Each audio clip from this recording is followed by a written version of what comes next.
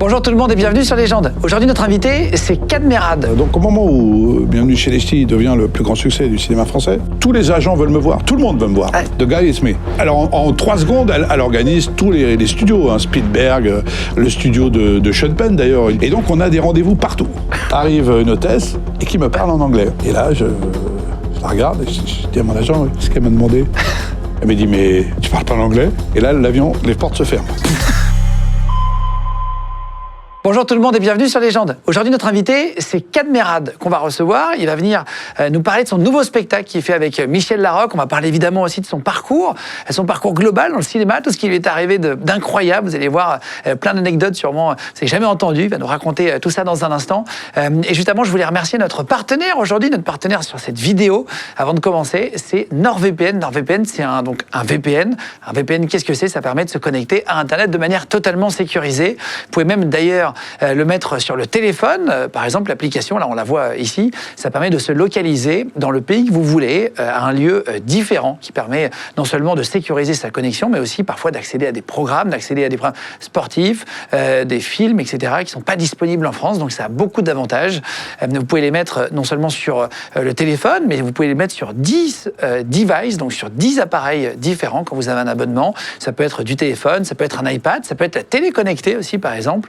Vous pouvez mettre sur tous vos appareils. Avec un abonnement de 2 ans, vous aurez 4 mois gratuits. Voilà, vous aurez le lien dans la description si vous voulez essayer NordVPN. C'est le VPN le plus sûr et le plus rapide du marché, voilà, faut le savoir. Et ça vous permettra de cacher votre adresse IP, donc pour sécuriser vos connexions Internet. Je vous mettrai donc le lien dans la description. Et c'est parti maintenant avec Cadmerade sur Légende. On y va. Eh bien, c'est Cadmerade pour Légende. 42e sur 5, 11. C'est des chiffres 12, au hasard. Voilà. Et je vous promets que vous saurez tout sur Guillaume Play. Bienvenue, Cad.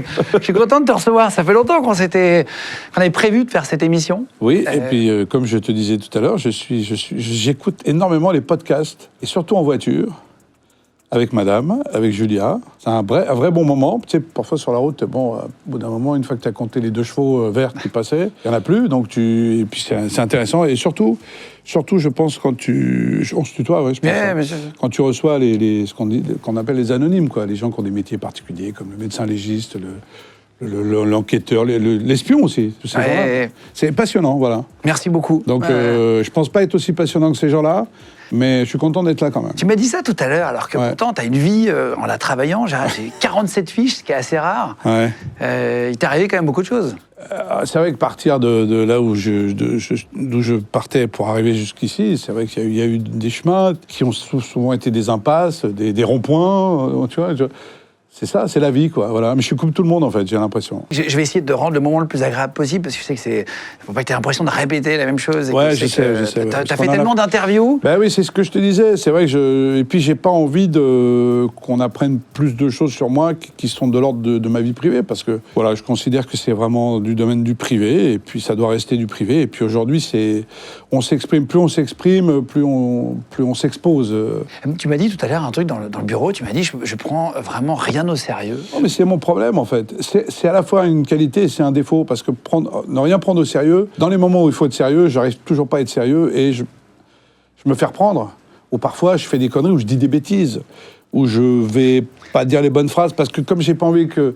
Quand je dis je prends au sérieux, il y a des choses, bien évidemment, mais en général, dès que je sens que il y a du protocole, tu vois, où tu sens qu'il faut être bien, il faut être droit, j'y arrive pas. Et je pense que c'est né en classe de neige. Dans un vieux souvenir à moi, je me souviens qu'on avait un mec qui comptait, tu vois, je remonte à loin là, un animateur qui nous comptait des trucs à l'époque avec mon copain d'enfance, qui est toujours mon copain maintenant, Eric. C'était un mec qui racontait un conte très sérieux, et je sais pas pourquoi on a rigolé sur un truc, mais je me suis dit, voilà, c'est là. Et ça a fait rire tout le monde. Je dis, bah voilà, c'est peut-être ça la solution, c'est de rire des choses les plus sérieuses. Mais c'est pas facile à faire, surtout en ce moment, en fait. Même sur des moments enterrement, par exemple, ouais, comme ça. Tu vas arriver à... Alors, ça dépend qui en enterre, évidemment, mais oui, je sais, c'est pas très... Non, mais j'ai du mal à prendre des choses au sérieux, mais vraiment, vraiment, vraiment. Et c'est une façon, je sais pas... J'ai toujours aimé les comiques, j'ai toujours aimé les gens drôles. J'ai toujours l'impression que c'était une façon d'éviter les problèmes. Moi, j'ai évité les tartes de mon père en le faisant rire, en fait. parce que mon père était un père sévère, très sévère, mais qui n'arrivait pas, moi, à me corriger parce que je le faisais rire. C'est vrai, hein, c'est fou, mais ce pouvoir-là... T'échapper à ça oui, parce que avec des blagues. Oui, c'est une façon de ne pas prendre les choses au sérieux, parce que lui, quand il arrivait, c'était sérieux quand il voulait m'attraper. Moi, j'arrivais à détourner le truc, et je pense que c'est un état d'esprit que j'ai développé. Et puis après, j'en ai fait mon métier, même. On devait te recevoir il y a quelques mois. Ouais. C'était pour un film qui s'appelle Le Dernier Souffle. Ouais. On parlera tout à l'heure, question sur la mort. Tu parlais des soins palliatifs. C'était un magnifique film d'ailleurs. Et en fait, pour tout vous dire, on n'en a jamais parlé vraiment. Mais non. Le jour où tu es venu, tu vois, ici c'est muré, du coup les fenêtres elles ont été murées. Il y a maintenant des caméras, des machines à faire. Et on s'est fait cambrioler le plateau. Et... C'est l'excuse que vous m'avez dit pour ne pas m'inviter. J'ai dit quand même, et ils vont loin les mecs. Putain, non. Oui, mais on s'est fait tout voler le matériel et on ne pouvait pas faire l'émission. C'est un truc de dingue. Mais quand Myriam, avec qui je travaille, que tu connais, et qui m'accompagne depuis 20 ans, que je salue, qui est en régie, qui contrôle tout, qui vérifie tout, m'a dit, écoute, c'est pas possible, ils ont été cambriolés. Alors d'abord, j'ai ri, pardon, hein. J'ai pas pris au sérieux, vous voyez le problème. J'ai pas fait, oh mon Dieu, les pauvres, j'ai rigolé, je fais arrêtez vos conneries. Et c'était vrai. Il n'y avait plus une caméra, une carte mémoire. Et les assurances, ça va quand même ou pas? Eh ben, pas du tout, pas du tout. C'est comme chacun, ils ont trouvé des trucs pour dire... Comme tous les mondes. Il n'y a pas 12 pièces, il y a 12 pièces et demie. Voilà, ça c'est un sujet intéressant. Les assurances. Les assurances. On va aborder le sujet du film du Dernier Souffle tout à l'heure. Et là, tu es venu pour L'Âge bête. Ouais. C'est un spectacle, on en parlera aussi tout à l'heure un peu plus longuement. Mais quand je vois que tu recules. Parce que l'émission dure très longtemps. Tu procrastines. Ah oui, c'est vrai. Ouais, non, on fait le parcours de l'invité, mais c'est pour comprendre. Mais là, c'est l'histoire. Donc, c'est une histoire avec Michel Larocque. C'est un spectacle. Je vous mettrai d'ailleurs toutes les dates si vous voulez aller retrouver, prendre vos places. C'est l'année prochaine, hein, attention. Hein, c'est à partir de octobre 2026 au Folies Bergères d'abord. Voilà. Et après dans toute la France. C'est une famille recomposée. En gros, 60 ans. Oui, c'est un couple qui se rencontre. Ils sont célibataires. Ils se rencontrent à un mariage d'un copain en commun. Et voilà, ils vont se rencontrer grâce à la danse d'abord. Oui. Même à 60 ans, il y a des restes, et donc ils vont danser, et ça va finir en là, et je peux pas raconter parce que sinon, tu sais, quand tu commences à faire des extraits de sketch, c'est jamais très drôle. Il n'y a pas de public, là, personne va rigoler. Et après, voilà, ce couple va s'installer, et puis il va vivre des situations de tous les jours, et on appelle ça l'âge bête parce que c'est comme si, voilà, l'âge bête, il l'avait pas vraiment vécu au moment où il fallait la vivre, et qu'il la vivait maintenant, parce que tout est abordé, hein, le sujet des réseaux sociaux, enfin voilà, tout. Le monde actuel, quoi. Le monde actuel, le fameux monde actuel, terrible. Non, mais je pense que voilà, c'est très marrant. C'est écrit par Olivier, notamment, mis en scène par Olivier, Michel et moi, donc on écrit tous les trois le spectacle. Et je suis très content parce qu'on est encore en train de travailler dessus, hein, on a encore un an. Mais je suis ravi de jouer avec Michel parce que c'est une actrice, elle est faite pour ça en fait. Elle est faite pour la scène. Vous avez joué un couple 4 fois, je crois, déjà, non? J'ai été ensemble. Elle a été l'actrice de mon premier film. C'était mon héroïne de mon premier film qui s'appelait Monsieur Papa. J'ai été son psy dans son premier film qui s'appelait Brillantissime. Et ensuite, on a été 2 fois mariés dans un film. Donc, tu vois, ça commence à faire beaucoup. Il faut savoir, parfois, quand on promotionne un spectacle, moi, je connais des humoristes, ils le disent d'ailleurs, ils n'ont pas parfois écrit une ligne du spectacle et ils sont déjà en promo 1 an à l'avance. Oui, ça arrive les grosses salles. Ouais. Non, nous, on a c'est un vrai stress pour plein d'artistes. Non, là, c'est pas possible. Je pense que c'est pas possible. D'abord parce que avec Michel, on a un agenda assez chargé quand même, tous les deux.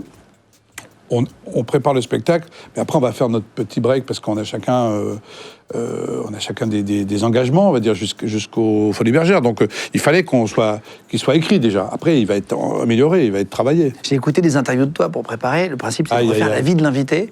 Et il y avait une histoire de frigo, juste avant de commencer, je pense à ça, frigo avec un César. Tu mettais vraiment, tu as eu un César il y a quelques années. J'ai eu un César, il y a bien longtemps maintenant. Il serait temps que... Il y en a un autre. On en a un deuxième, parce qu'il commence à être bien pourri celui-là. Oui, alors, mais ça fait partie des choses qu'on dit pour essayer de faire marrer les gens, en fait. Parce qu'évidemment, si je dis j'ai mis mon César sur la cheminée, d'abord, j'avais pas de cheminée, déjà, pour commencer. Et puis, j'ai cherché un endroit, et c'est vrai, je l'ai fait une fois à un dîner. Voilà, j'avais invité des copains, j'avais mis mon César à la place de la bouteille, et j'avais dit, bah tiens, va chercher des bières, et oh putain, il y a un César dans le frigo, voilà. Tu l'as eu en 2007 2007, ouais. 2007, c'est ça? Ouais, je vais bien, ne t'en fais pas. On a abordé le sujet avec Franck Dubosc, Ouais. Le fait d'avoir la carte, pas la carte, etc. Ouais. À quel moment tu t'es dit, tiens, c'est bon, j'ai la carte, là je suis accepté par le milieu? Quand t'arrives, tu as toujours un peu le syndrome de l'imposteur dans ce métier, paraît-il? D'autant plus que quand tu viens du monde de la comédie, du spectacle, ou même maintenant de YouTube, par exemple, parce que c'est un peu les nouveaux cafés-théâtres, hein, YouTube, je pense que tu as besoin de te faire accepter par, je pense, une catégorie de gens du cinéma. Ça veut rien dire, ça sert à rien, en fait. Reste ce que tu es, tu fais plaisir aux gens qui viennent te voir, n'essaye pas de séduire absolument les gens du métier, ça veut rien dire les gens du métier, on est tous du même métier. Moi j'ai jamais réfléchi, je me suis jamais dit il faut que je fasse ce film-là, parce que grâce à ce film-là, cette population du cinéma va m'accepter dans sa famille, mais par contre, je vais m'éloigner peut-être de celle-là. Non, moi, je réfléchis pas. C'est d'ailleurs pour ça que j'ai fait des conneries dans ma vie, et que j'en fais encore, peut-être, mais parce que moi, je marche au coup de cœur, je marche à l'envie, je marche aux prises de risques, parce que je prends des risques à chaque fois que je fais un film. Ou un spectacle. Moi, j'ai fait en 2010, on a fait une comédie musicale avec Laurent Lafitte, qui s'appelait The Shop Around the Corner au Théâtre de Paris. Ça n'a pas bien marché. Ouais. Pourtant, c'était un de mes meilleurs souvenirs de scène. Voilà. Et toi, t'as pas fait encore 61 ans aujourd'hui, tu disais, Ouais. là, tu fais du théâtre, des films, t'as fait des trucs rigolos, des J'ai fait beaucoup de comédies, choses. t'as fait des trucs plus Non, sombres. il y a des trucs que j'ai pas fait. Qu'est-ce qui te manque là? Moi, j'aimerais bien, ça va te faire marrer, j'aimerais bien faire un biopic. De qui? À une époque, j'aurais voulu faire Coluche. Ah oui. Ouais, je l'avais dit à Decaune. J'avais dit à Antoine, putain, j'aurais tellement aimé faire. Tu sais, il avait fait Coluche avec François-Xavier de Maison. Et j'avais dit, ça m'avait énervé. J'ai dit, putain, il est pour moi, ce gars. Coluche, c'est quelqu'un qui m'a. C'était extrêmement touché quand il a disparu. C'était quelqu'un qui faisait partie de notre vie, quoi. Comme. T'es un peu jeune, Guillaume, peut-être, mais nous, c'était vraiment C'était le gars qui pouvait dire ce qu'il voulait, qui démontait toutes les situations, qui prenait rien de sérieux d'ailleurs, comme par hasard. Et moi, je voulais faire. Je me suis dit, je ressemble pas à Coluche, on s'en fout. Ah oui, Moi, ouais, j'ai vu le biopic sur Bruce Springsteen. On s'en fout, il ressemble pas à Bruce Springsteen. C'est pas grave. Je pense que même mieux on essaie, moins on essaie de ressembler, mieux c'est. Ouais, ça sera un sosie, quoi. Voilà. Donc moi, j'avais l'impression que je pouvais jouer j'aurais pu jouer Coluche. Mais aujourd'hui, j'aimerais bien faire un biopic. Mais alors, qu'est-ce que je peux faire à mon âge? À part Giscard d'Estaing, peut-être. Alain Juppé, on m'a dit il y a pas longtemps. Alain Juppé? Non, je rigole. Non, mais je sais pas, il faudrait que je trouve quelqu'un. Mais j'aimerais bien faire ça, voilà. Ou quelqu'un qui existe encore, parce que Bruce Springsteen n'est pas mort. On a fait un biopic de Bruce Springsteen, ou Elton John, par exemple. Mais j'aimerais bien faire soit un chanteur, parce que j'adore chanter, mais... T'as connu qui de près à l'époque? On en parlait, Michel Drucker, et Ouais. c'est Claude François qui a présenté sa femme. Il connaissait très bien Johnny. Aznavour, c'est un de ses amis. Est-ce que toi, t'as été ami avec quelqu'un qui a disparu aujourd'hui, qui était un grand nom, tu sais, un peu légendaire? Alors, attends, moi, je suis pas de Michel Drucker, quand même. Attention, hein, je veux dire... C'est con. Non, mais là, je pense que là, tu m'as mis dans la même tranche d'âge que Michel Drucker. J'ai mal le prendre, Guillaume. On embrasse Michel. En plus, ouais. Tu sais que c'est une des premières émissions qu'on a fait avec Olivier, notre première émission de télé où on fait un duo d'un extrait d'un spectacle. On l'a fait chez Michel Drucker. J'ai gardé la feuille de service, tu sais, là où il y a marqué sketch Cadet Olivier, Michel Drucker. Je pense que c'est ça, c'est pour moi, ça c'est j'adore Michel. Franchement, Michel Drucker, ça reste un. Puis en plus, il a connu mes parents. Il a souvent pris des nouvelles de mes parents. Il connaît très bien tes parents. Il nous en a parlé dans l'émission. Il a pris des nouvelles beaucoup de mon père et de mes parents souvent. Et ça, c'est absolument incroyable. D'ailleurs, tu dis c'est pas possible.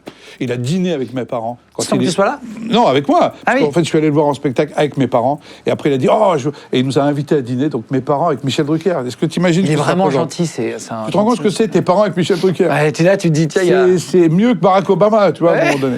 Donc, est-ce que j'ai connu quelqu'un qui est... tu vois, comme Aznavour. Hein, tu vois. Aznavour, non, j'ai pas connu. J'ai connu Johnny. Oui. J'ai chanté avec Johnny. Je l'ai connu un peu dans son intimité. C'était un homme délicieux, tout le monde le dira, mais évidemment, parce que c'était un homme extraordinaire. C'est Jean Reno qui était, je crois, ami, et Danny Boone, je crois, qui connaissait Johnny à Los Angeles. Ils avaient raconté pas mal d'anecdotes. Il y a des gens comme ça. Qu'est-ce que j'ai rencontré? Moi, j'ai rencontré...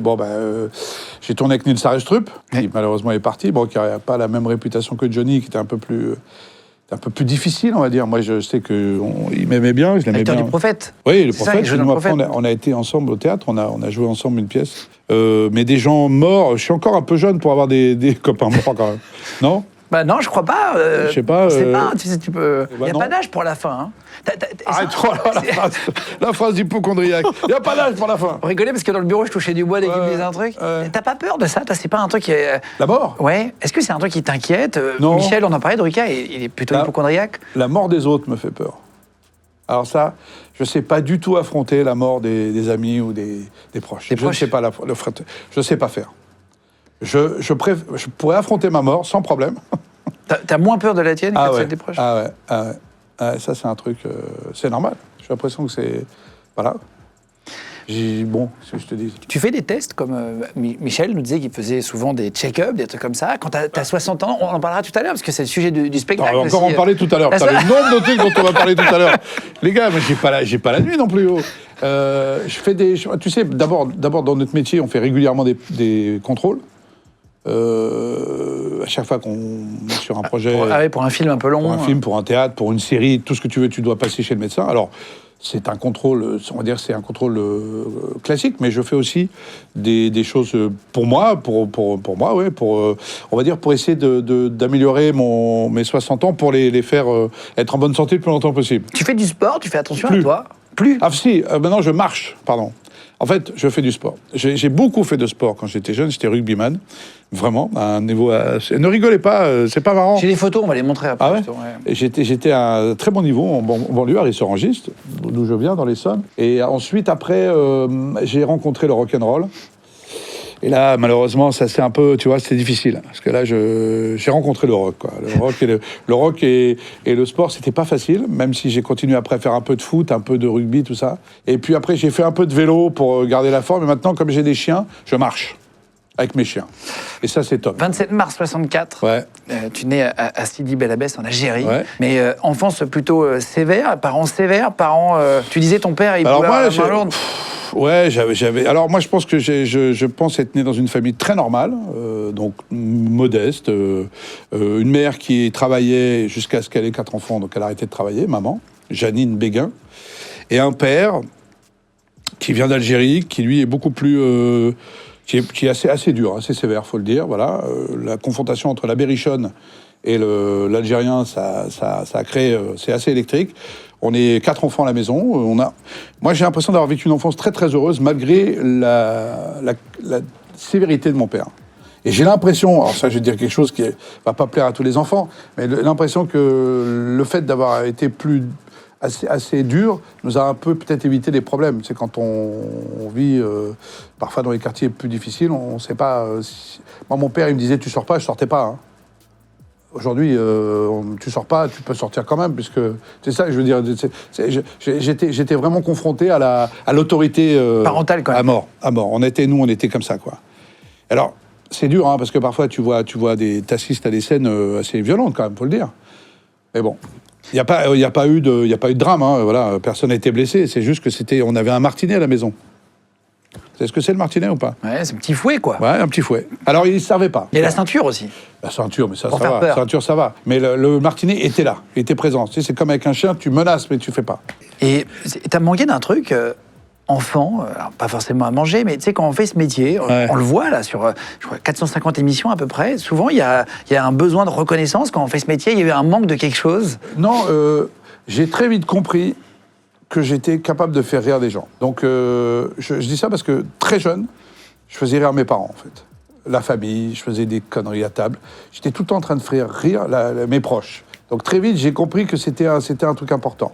Maintenant, j'ai manqué de rien. J'avais tout ce que je voulais. J'ai eu ma mobilette à 16 ans. J'ai eu une batterie.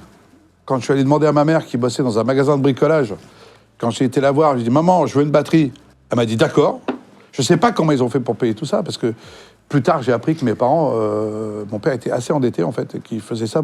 Il se saignait pour te faire plaisir. Il se saignait beaucoup. Mais tout ça, on le sait trop tard, en fait, en vérité. Sur le moment, on ne s'imagine pas que nos parents, ils bossent comme des tarés, ils sont stressés, et c'est pour ça que prenez des tartes, parfois, ça arrive.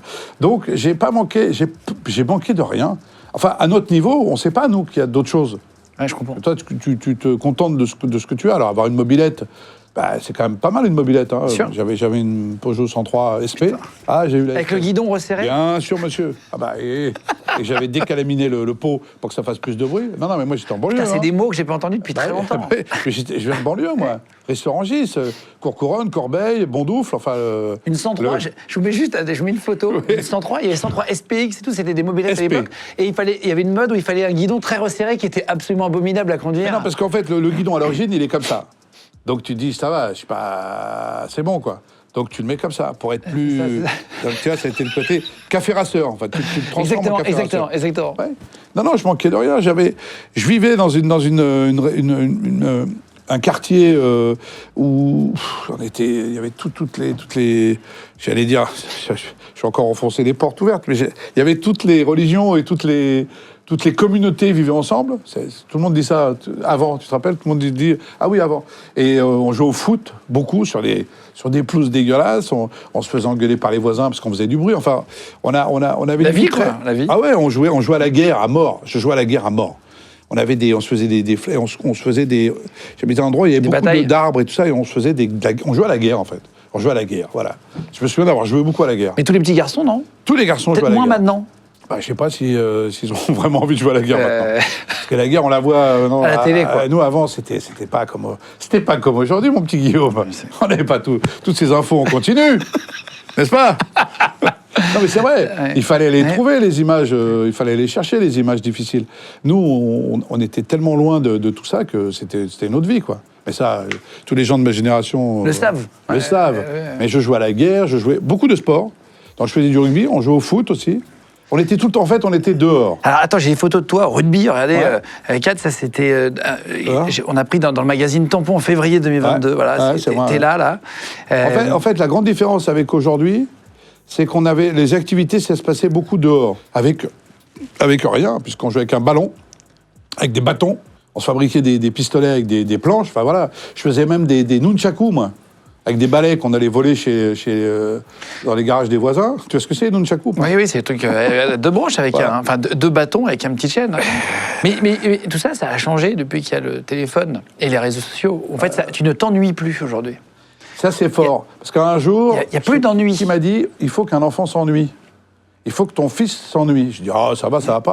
Et c'est vrai, il faut que les enfants s'ennuient. Il paraît. Ben ouais, Pour faire marcher le... ouais. Mais c'est vrai qu'on s'ennuyait avant. On s'ennuyait, mais donc il fallait, pour combler l'ennui, il fallait trouver quelque chose. Et puis on n'avait pas les réseaux sociaux pour se donner rendez-vous. Moi, un jour, il y a un jeune... Il n'y a pas de portable tout quoi. Un jeune qui m'appelle, un jeune avec qui je travaille, qui travaille avec moi de temps en temps. Il dit, mais comment vous faisiez pour vous retrouver avant?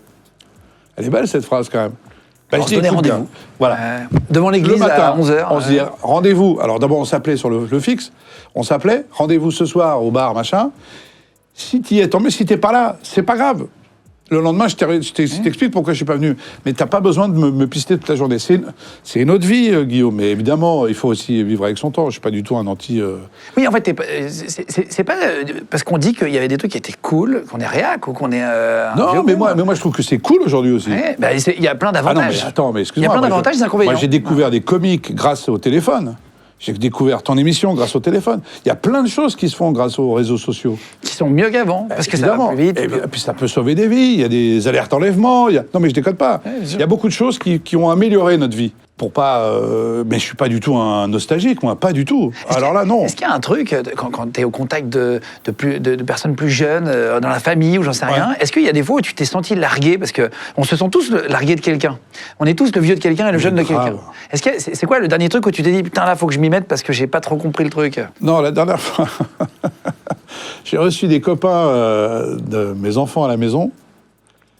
Et donc, et j'essaye de participer à la conversation. Bah oui. De t'intégrer? Et puis, j'ai dit une phrase qui sortait de je sais pas où, et ils m'ont tous regardé, ils m'ont fait « Waouh !» Waouh! Choqués, ils étaient. J'ai dû dire un truc, mais pas grave.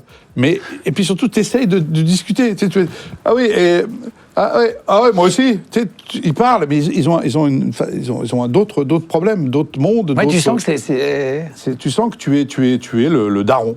Tu es le daron. Voilà, t'es un daron. T'es pas... C'est fini. On a tous eu un daron. Là, maintenant, c'est moi le daron. T'imagines si tu te faisais cryogéniser, que tu te réveillais dans 200 ans? La différence même de langage commence à évoluer vite. C'est fou. Oui, je pense que si quelqu'un revenait là, qui était tombé dans le coma, par exemple, en 70, il arrive là, déjà, il se dit, il y a encore... j'allais dire un nom. Je sais pas... Et qui se méfie de tout. Je me méfie. J'aurais pu dire une connerie. Tu vois, mon problème, il est là. C'est que je dis beaucoup de conneries. C'est vrai que dans le monde aujourd'hui, quand tu regardes la télé, t'as l'impression que tout est tout blanc, tout est tout noir, mais il n'y a plus de gris, alors que le monde est gris. Tout le monde est gris. Tout le monde a fait des conneries, tout le monde on fera, tout le monde se trompe, tout le monde machin. Mais il faut qu'on soit tout blanc ou tout noir aujourd'hui. Oui, parce que les gens ont peur, et je peux comprendre, pour leur vie maintenant. C'est-à-dire que tu ne peux plus prendre parti. Voilà, je te disais tout à l'heure, maintenant avec les chaînes d'infos continues et les réseaux sociaux, tu ne peux plus te faire ton propre avis toi-même. Tu dois avoir l'avis de ces gens-là, pas le tien. Va voir de ton propre chef, je dirais, ce qui se passe, plutôt que de le voir à travers les écrans, les chaînes d'infos continues. C'est vrai que, sans nommer les chaînes, évidemment, c'est toujours la même chose. Mais on montre que ce qu'on veut bien montrer, malheureusement. On devrait... Et avant, on avait un peu plus, je dirais, l'envie de la réflexion, de la... Comment dirais-je ? Du débat, de l'intelligence. Du débat, voilà. Ok, tu montres ça, mais moi, je peux te montrer autre chose. Mais comment tu fais ? C'est un peu désolant. C'est là où je suis pas tout à fait d'accord avec les réseaux. Maintenant, et encore une fois, j'ai découvert des choses sur les réseaux qui sont formidables. Et je rigole beaucoup. C'est que tu désamorces avec quoi ? Mais non, parce que je suis entre les deux, moi. C'est-à-dire que t'imagines que j'ai connu, moi, la vie sans portable. J'ai connu aussi les cartes téléphoniques. Non, mais à 20 ans, il n'y avait pas de 50 portable. unités. Ouais. Voilà, j'avais même connu le bebop, moi. J'ai eu le bebop, t'imagines. Donc j'ai connu vraiment le début d'Internet, vraiment la naissance. Donc je peux me situer, je peux dire, il y a des choses qui étaient mieux avant, mais il y a des choses qui me sont mieux maintenant. En fait, c'est ça la phrase. C'est pas pour faire tu vois, c'est pas le footix. Parce que des fois, on me traite de footix quand on dit, tiens, j'aime bien Marseille, j'aime Paris, j'aime Saint-Etienne. Là, je parle de foot, mais bon, bref. Mais si tu veux, je pense qu'il y a des choses qui étaient mieux avant, mais il y en a qui sont mieux maintenant. Ça, c'est important. C'est quoi tu parles de monde qui a évolué, c'est quoi tes 5 meilleures minutes de vie ? Ça, c'est une bonne. C'est qui ? C'est Consponville qui t'a. Il aurait pu me poser cette question. Parce que lui, ça aussi, j'ai adoré. Le philosophe André Consponville. Ouais, que j'ai adoré. Ce moment, j'étais sur la route. Avec ma femme, on était sur la route et j'ai adoré ce gars. Il parle de l'amour, il est incroyable. Ouais, et puis j'ai l'impression que ce genre de truc, il aurait pu le dire. C'est quoi quand il parlait des moments de bonheur et des moments de malheur. Si on est dans le bonheur, c'est qu'on n'est pas dans le malheur. Et puis que, tu sais quoi ? Ça m'a aidé parfois. Comme quoi, tu vois, grâce aux réseaux sociaux, grâce aux technologies actuelles, on peut aider aussi les gens. Tout n'est pas pourri, c'est ça que je voulais dire. Oui, bien sûr. Non, mais c'est important quand même. Donc, les 5 meilleures minutes... Est-ce que tu as 5 minutes, tu vois, si tu devais les choisir, une discussion qu'on a eue avec lui aussi d'ailleurs, est-ce qu'il y a 5 minutes de vie qui t'ont marqué ? Peut-être le jour où j'étais en tournage avec Olivier sur son film, où j'ai reçu un texto en me disant que j'étais nommé au César. Ça, dans ton métier, c'est le meilleur souvenir ? Parce que moi, quand j'étais petit, je m'écrivais des discours des Césars. Moi, Tu rêvais de ça, déjà ? Ouais. C'est-à-dire que moi, j'ai connu le métier d'acteur par la télé, en fait. En regardant la télé, en regardant les Césars, en regardant les films, en voyant les gens, comment ils vivaient, tout ça, ça me plaisait. Et comme je sentais que j'avais un petit potentiel comique, je m'étais entraîné. J'allais seul sur un banc dans mon quartier, j'allais sur un banc et je m'entraînais à recevoir le César. Incroyable. Bah oui, mais c'est pas... T'as changé le discours par rapport au jour J ? Ouais, j'ai changé un peu quand même. Non, mais et donc le jour où, combien de temps plus tard, je sais pas, mais je suis jeune, hein, je dois avoir 14-15 ans quand je rêve des Césars, moi. Je suis en train de me... Mais je me le vois en train de faire merci, écoutez, je voulais vous remercier. Vraiment, hein, j'aurais dû me filmer d'ailleurs, mais il n'y avait pas de portable, c'est con, hein, tu vois, comme quoi. Hein. Et le jour où je reçois le message, un texto, je sais plus si c'est mon agent qui m'envoie, ça me replonge complètement dans le moment où j'ai rêvé de ce moment-là. Donc c'est un moment très important et très heureux. Après, le moment où je suis au César, où je suis comme ça, et je parle des Césars parce qu'au niveau professionnel, c'est des moments importants parce que même si je cours pas après les récompenses, que je suis pas très à l'aise avec ça, ce moment-là était important pour moi parce que j'en ai rêvé de ça. Mais voilà, après, je pourrais te parler au moment où j'étais nommé au Grammy International Award à New York. Où là, pour Baron Noir. Pour Baron Noir, où je me retrouve. C'est une récompense. C'est une récompense, c'est beau. Là, c'est international. Et il y avait Kenneth Branagh qui était en compétition avec moi, Kenneth Branagh, l'anglais. Et ça commence par la même lettre, et par la même queue. Ça commence comme. Et je me souviens, l'animateur qui dit And the winner is. Et je me suis levé. Non, c'est.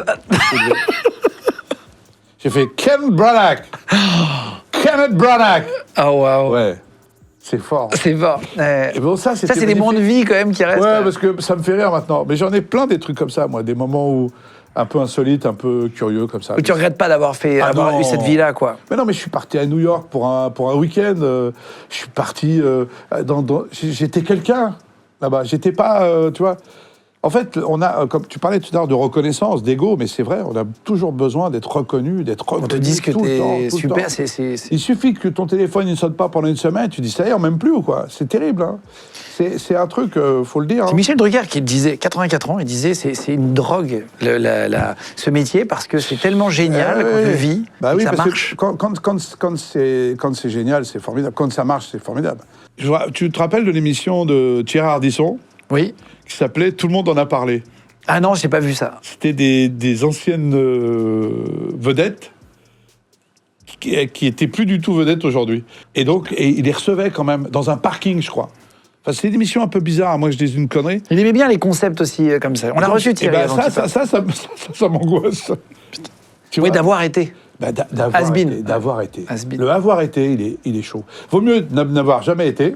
Ou alors arrêter volontairement voilà, et dire je voilà, vais... c'est bon, j'arrête. Ouais, genre, comment il s'appelle, Daniel Day-Lewis, qui a dit j'arrête le cinéma, c'est fini. Il y a des gens qui décident du jour au lendemain de dire je veux une autre vie. Ouais, mais c'est possible. Pourquoi pas. Tu as pensé, quand tu as autant de succès que toi, parce que tu as quand même une carrière très longue, tu as fait beaucoup de grands films, est-ce qu'à un moment donné, tu t'es dit, bon, c'est bon, là, je peux pas faire beaucoup mieux, est-ce que c'est pas le moment? Est-ce que parfois on se pose la question? Alors, moi, je pense qu'on peut faire toujours mieux.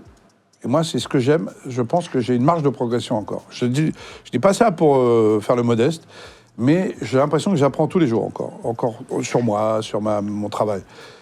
Et puis surtout, la chance d'avoir différents projets, c'est jamais la même chose, en fait. Mais des fois, oui, ça pourrait me tenter de dire, allez, j'arrête, mais je pense que j'arrêterai pas longtemps. Je suis assez hyperactif, quand même. Ah oui? Ah ouais, moi, j'ai besoin de faire des choses. T'as eu une grosse période de galère avant ou ça a plutôt fonctionné rapidement pour toi? Je sais que t'as fait Géo Club Med, t'as fait vendeur d'encyclopédies, de marmites, de plein de trucs. C'est-à-dire que j'ai mis à peu près 20 ans entre le moment où je fais du théâtre et le moment où mon premier film, il s'est passé 20 ans.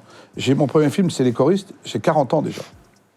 Donc j'ai effectivement eu 20 ans de... Alors, je ne peux pas appeler ça la galère, parce que j'ai toujours fait des trucs. J'étais musicien dans les cafés-concerts, dans les bars. Tu vis de ça? Ah, je vivais de ça, bien sûr. T'as pas de métier plus classique à côté pour avoir un salaire? Si, je travaillais dans une pizzeria en même temps. Oui, bon, je faisais un peu plein de trucs pour pouvoir faire de la musique. Bricoler, la musique, moi. Oui, tu fais serveur, tous les trucs d'étudiants, en fait. Moi, j'avais pas les études à payer, je devais payer mon appartement, par exemple. Mais après, je suis parti au Club Med. Au Club Med, t'es logé, t'es nourri, et tu t'éclates, et t'es en short, et tu joues de la guitare sur la plage. Ça a été des belles années, en vrai? Ouais. Ah ouais. Parce que il paraît que c'est génial, le Club Med, mais que c'est fatigant, parce qu'il y a beaucoup de boulot, mais que c'est génial à vivre. Alors, écoute, fatigant, à 20 ans... écoute, dans le sens, c'est des soirées tous les jours. Imagine, tu es à Restaurant-Gis, tu quittes un quartier qui est en train de devenir... un quartier qui est en train d'être gangréné par la drogue. Ça commence à arriver. Parce qu'il faut bien se mettre en tête qu'à l'époque où moi j'ai grandi en banlieue, tout allait bien jusqu'au jour où la drogue est rentrée. Hein. C'est parti. Et après, c'était terminé. Moi, je me suis sauvé grâce au Club Med et grâce à la musique, en fait. J'aurais pu rester dans les quartiers et finalement peut-être soit toucher, soit goûter, soit faire le con. Et j'ai vu, j'ai vu l'évolution. J'ai vu l'évolution des copains de l'époque qui étaient au début des gens sportifs, super bien et tout, qui sont devenus des zombies. Hein. Ils sont devenus des mecs accros, dépendants, dangereux. Enfin, c'est parti dans tous les sens. Je fais une parenthèse, ça n'a rien à voir, mais c'est important quand même de dire que moi, j'ai eu la chance de partir au club. Donc à 20 ans, je sors de banlieue, parce que vraiment, il faut sortir de banlieue. Et tu vas où? Dans quel Club Med? Je vais d'abord en Guadeloupe, moi. Il est incroyable, le Club Med. Il est sur la plus belle plage. La Caravelle, exactement.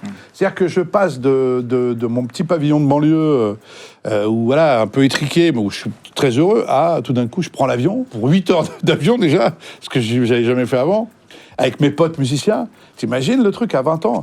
Alors, tu travailles 24 heures sur 24. C'était un boulot d'été ou tu l'as fait à l'année? Non, je l'ai fait pendant 5 années, moi. À 5 ans? On faisait... en fait, on était un groupe. En fait, moi, j'étais géo, chef d'orchestre. Avant, à l'époque, les géos, musiciens, étaient payés comme des géos. Maintenant, ils sont invités à jouer et on leur paye, en gros, on leur paye, je crois, la semaine et contre des concerts. Moi, à l'époque, j'étais... Avec le Med d'artiste, ça s'appelle. Ouais, j'étais salarié, moi. Moi, on a été allé faire une audition au Club Med avec mon groupe. On faisait des reprises de variété et on a été pris pour jouer. Et j'étais chef d'orchestre, ce qui fait que je faisais le matin, j'accueillais les gens au petit déjeuner. Je faisais les jeux apéro. Enfin, j'étais animateur, je faisais tout. Et c'est comme ça que j'ai fait de la scène aussi. C'était vraiment comme les bronzés. À l'époque, c'était alors un peu moins quand même. Sans rentrer dans les détails, on s'en fout, mais c'était vraiment comme ça. C'était des petites cahutes. Tu passais d'une cahute à l'autre. T'avais des cases. T'as vécu des belles années, quoi. Bah, on a envie de dire que c'était des années où il n'y avait pas le sida déjà.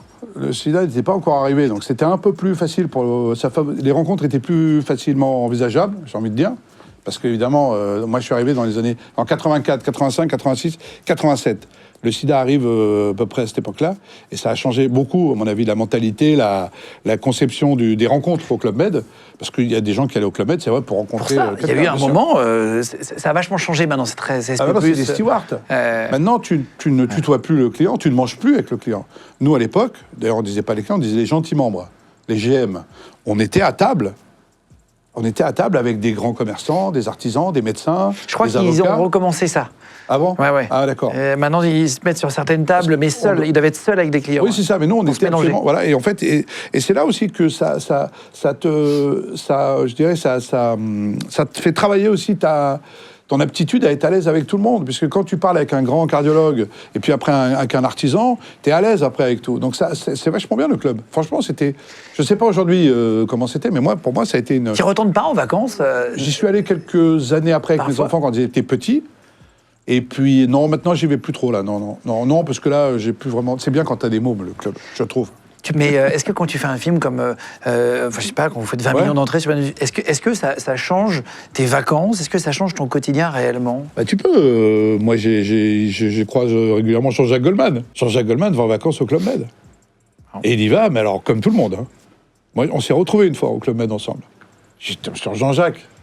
Qu'est-ce que tu fais là ? Bah, je suis là avec mes enfants. Ouais, c'est ça. Si Jean-Jacques Goldman peut passer ses vacances au club, pourquoi moi je pourrais pas les passer ? Non, mais juste après un film, plus que Jean-Jacques Goldman. Ouais, Jean-Jacques Goldman, c'est le numéro 1. Donc si tu veux, à partir du moment où Jean-Jacques Goldman y va, il faut y aller.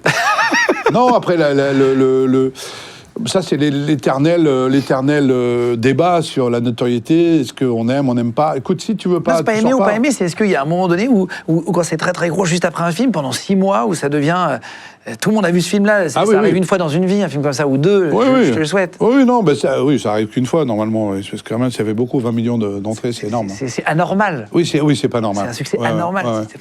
C'était... En plus, moi, j'ai eu la chance de ne pas vivre ce triomphe. En France, j'étais en Afrique du Sud en train de tourner Safari avec Olivier. Quand c'est sorti, tu veux dire ? Ouais. Quand le film a commencé à monter. Donc moi, je suis rentré. Par contre, quand je suis revenu... T'as vu la différence ? Ah bah oui. Ah oui. Dans l'avion, déjà. Je suis rentré avec Air France. Tout le monde est venu me voir, même les pilotes. J'ai plus personne qui pilotait l'avion. Tout le monde était venu me voir, me parler avec moi, faisait des photos. Je dis, mais il n'y a personne dans le cockpit. Non, c'est bon, ne vous inquiétez pas. Non, mais sans déconner. Et je me rappelle, c'était des groupes de Français. Donc, ils m'ont vu dans l'aéroport à Johannesburg. C'était comme s'ils avaient rencontré Paul McCartney, les Beatles, quoi. C'était important, c'était impressionnant. Mais moi, comme je ne suis pas très à l'aise, je suis assez timide, j'ai pas l'air comme ça, mais je suis plutôt réservé, timide, un peu pudique en fait. Et je cache toujours derrière une connerie, une vanne, machin. C'est souvent une manière aussi de... Voilà, parce que je suis pas très à l'aise. Moi, je suis souvent chez moi, tranquille. Je suis pas beaucoup dehors, moi. J'aime pas aller dans les... J'aime pas forcément le milieu du cinéma avec tout ce que ça veut dire de... de temps en temps, je fais des festivals, ça me fait marrer, tout ça, mais... Tu fais le show tout le temps, quand même. Je te vois, moi, je crois que j'ai vu une vidéo où tu fais chanter Sean Penn. Enfin, alors oui, alors non, mais en fait, tu y vas, quoi. C'est-à-dire que tu fais pas timide. Au contraire, c'est toi qui mets l'ambiance. C'est-à-dire, l'histoire avec Sean Penn, elle est dingue, en fait. On a envie de t'avoir, si on se marie un jour, on a envie de t'avoir... Ouais, mais je suis un peu le tonton, tu sais, gênant de la fin de soirée, là, tout le monde sur la table. C'est comme ça que j'ai vu. Comment j'ai pu imaginer une seconde, écoute bien, Guillaume, parce que je vais te dire que Sean Penn connaissait une chanson d'Eddie Mitchell. Parce que je suis quand même... Pas le boogie-boogie. Comment j'ai pu croire que Sean Penn connaissait pas de boogie-woogie. Comment j'ai pu faire... Je sais que je me suis auto fait rire, moi, en fait. J'ai fait ça de manière tellement... C'est le Club Med, voilà. J'étais au Club Med. Tu t'amuses, ouais. C'est-à-dire que je ne prends pas les choses au sérieux. Ouais. C'est exactement le symbole. Tout le monde est là, ils sont tous là, les acteurs sont tous comme ça, pourvu que je sois bien photographié, pourvu que, après, on puisse... Moi, en fait... Qu'est-ce que tu veux que je te dise? Il n'y aura pas de survivants, il faut s'amuser. Hein. Oui, puis je sais pas, je pense que j'ai été élevé aussi beaucoup comme ça, grâce à mon papa, voilà, le prends pas au sérieux, quoi, ça sert à rien, cherche pas. Rien. Non, c'est bon. On est tous, comme disait notre ami Consponville, on va tous au même endroit à un moment exactement. donné. C'est intéressant quand il parle d'ailleurs de l'idée qu'on est tous, voilà, faut en profiter vraiment. Maintenant. Il faut arrêter de trop se prendre la tête, quoi. Ça va. Exactement. On va arriver. Et t'as marqué cette émission. Ah, beaucoup, c'est beaucoup, marrant, beaucoup. Ouais. Non, mais c'est intéressant. Et tu vois, tout à l'heure, je te disais, pour te parler un peu de mon père, parce que comment veux-tu que je prenne les choses au sérieux quand la dernière fois que j'ai eu mon père au téléphone, le jour de son anniversaire, la veille de sa mort, en FaceTime, j'étais en patoche du Flambeau.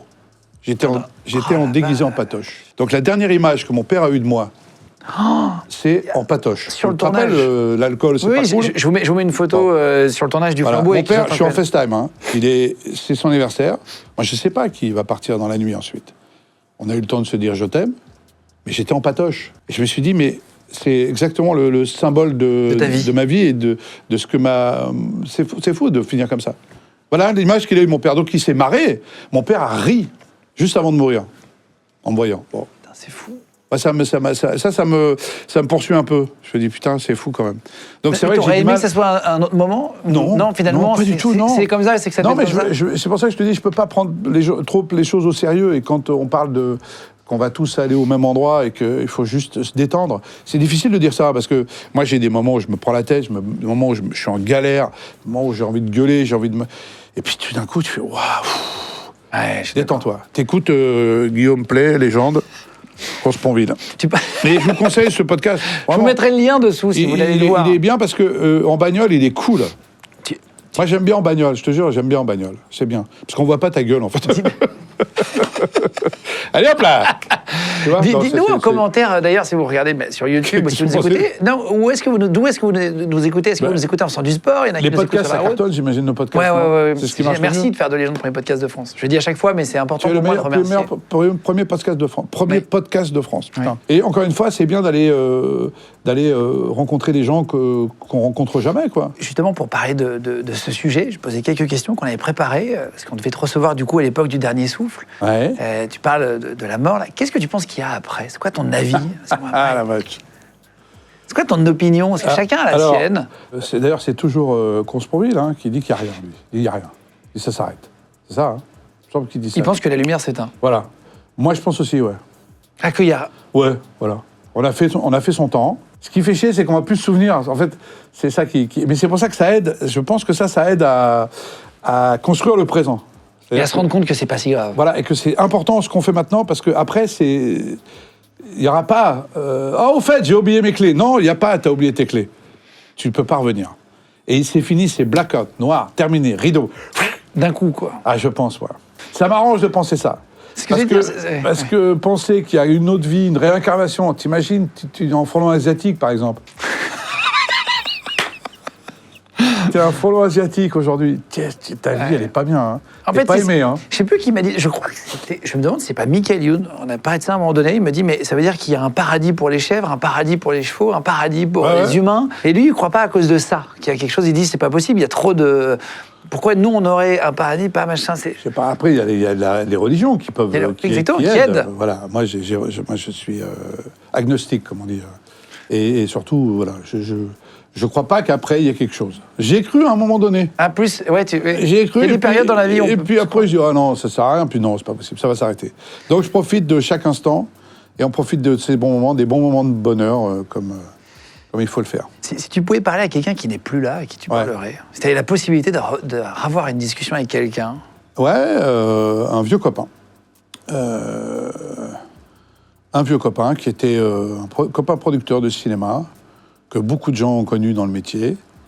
Je ne veux pas donner son nom, mais c'était vraiment un copain avec qui on a fait nos premiers films. C'est lui qui avait produit Pamela Rose, le premier film Pamela Rose avec Olivier.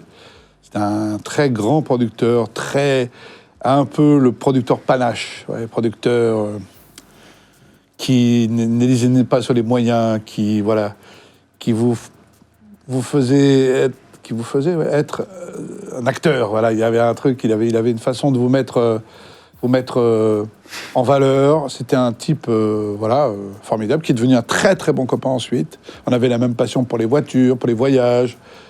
C'était quelqu'un et qui est parti à cause d'un cancer à 50 piges. Donc très dur parce que à lui j'aurais vraiment besoin qu'il soit là de temps en temps.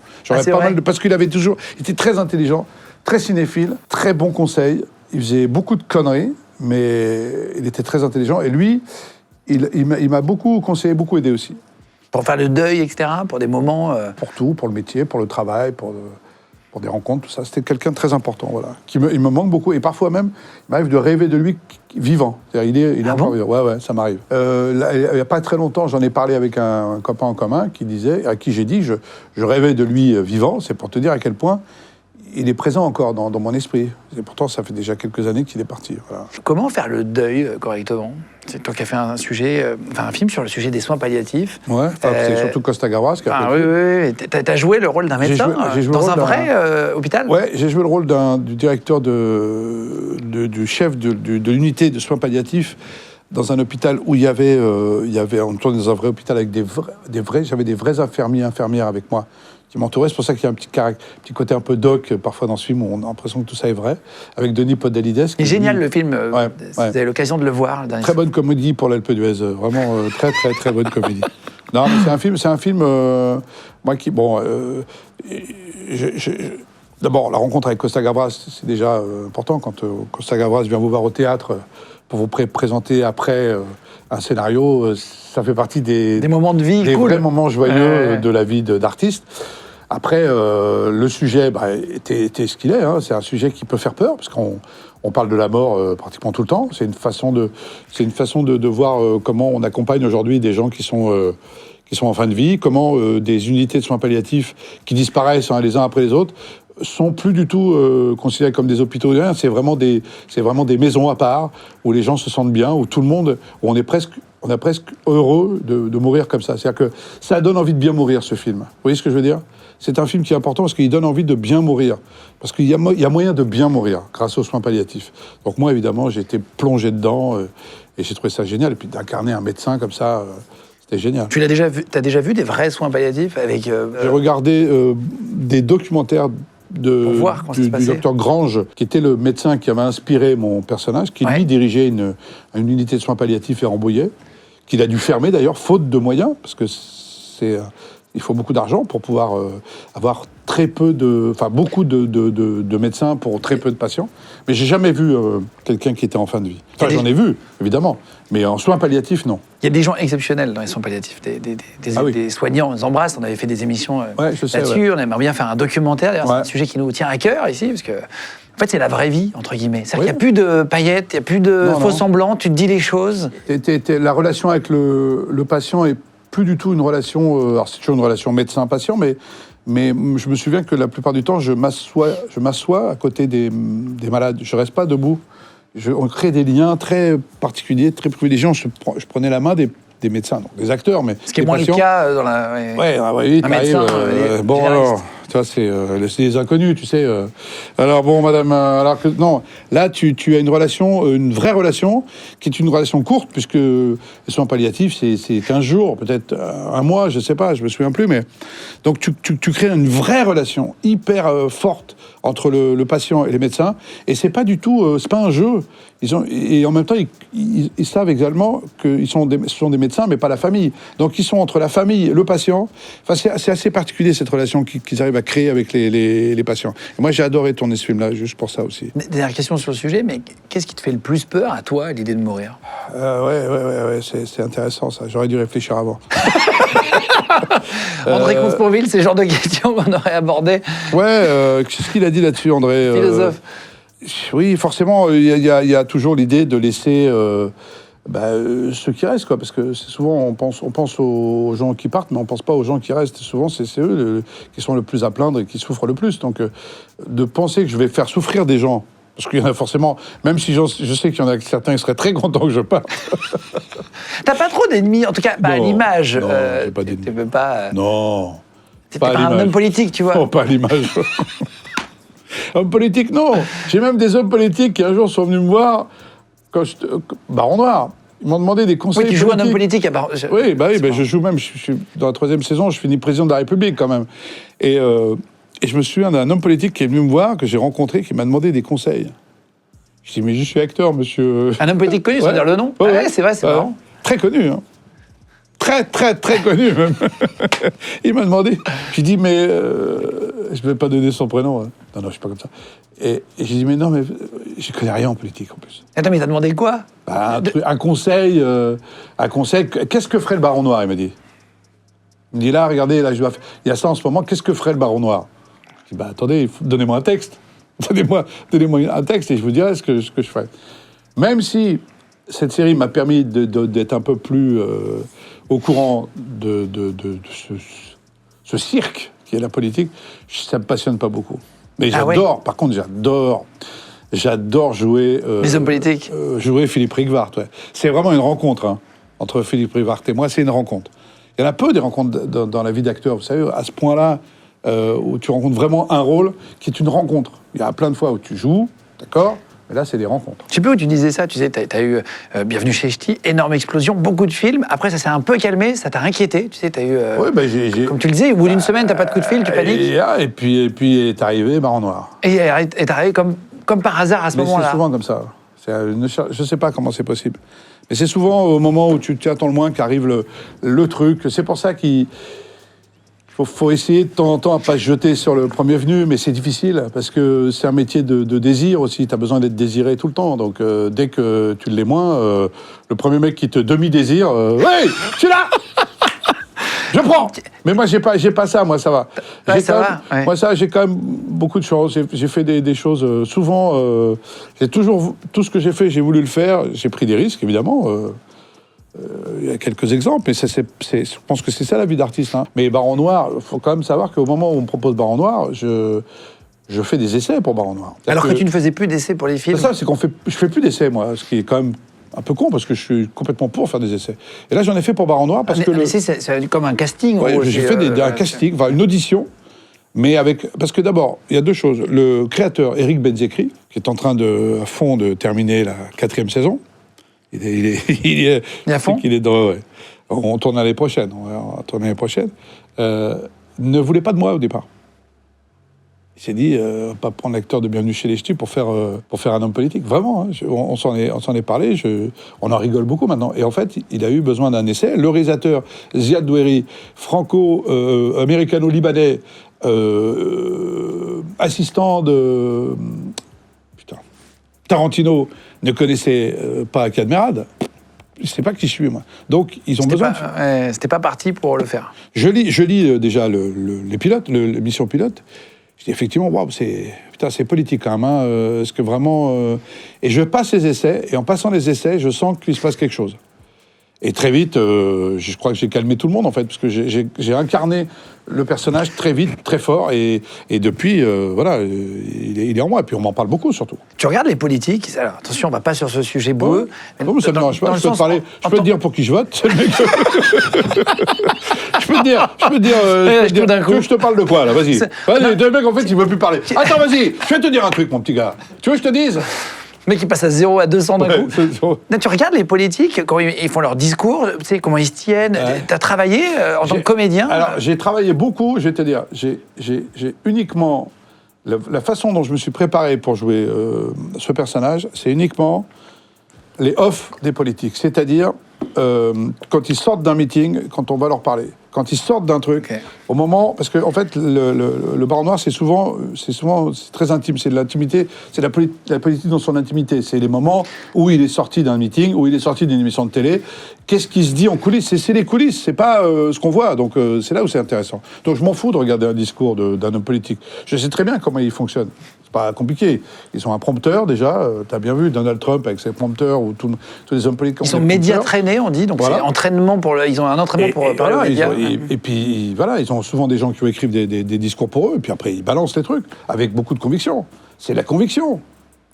Voilà. Il faut être sûr de ce que voilà. Après, ce qui est intéressant, c'est qu'est-ce qui se dit une fois qu'ils sont en coulisses, et qu'ils disent, putain, je crois que j'ai pas été bon. Mais si, t'inquiète pas, c'était bien ce que t'as dit. Ouais, non, mais j'ai pas eu le temps de dire ça. Et là c'est intéressant de rentrer dans la politique parce que ça reste des humains. Des humains et qui ont peur. Ils ont peur, en fait. On a peur. Tout le monde a peur. Bah, bien sûr. Est-ce qu'à un moment donné, quand tu as un énorme succès, pour revenir là-dessus, mais c'est intéressant, est-ce que tu t'es pris pour quelqu'un d'autre pendant quelques temps et tu as tes potes d'enfance, j'entendais que tu disais depuis le début que tu avais des vrais vieux copains qui t'ont dit, par contre, Cad, non, ou une compagne de l'époque, j'en sais rien, est-ce qu'il y a des gens qui t'ont fait redescendre ou un échec fait redescendre, tu vois, c'est intéressant. Mais j'ai pas eu ce moment, je crois pas avoir eu un moment où j'ai pété les plombs, comme on dit, où, enfin, personne m'a dit, ah, ça va. Non, parce que franchement, d'abord, j'ai un certain âge quand même, quand le succès est énorme. 40 ans, tu disais, ouais. Bienvenue chez les Ch'tis, c'est même plus de 40 ans quand même, parce que c'est le succès qui va tout balayer, quoi, en fait, tout ça. Donc forcément, non, j'ai pas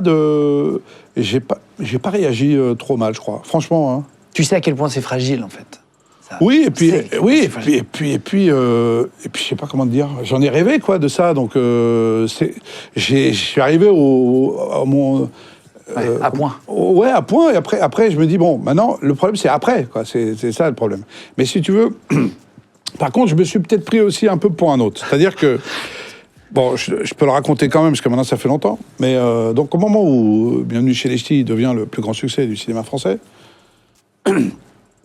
Évidemment, tu vois partir les copains aux États-Unis, s'installer à Los Angeles, tu dis ouais.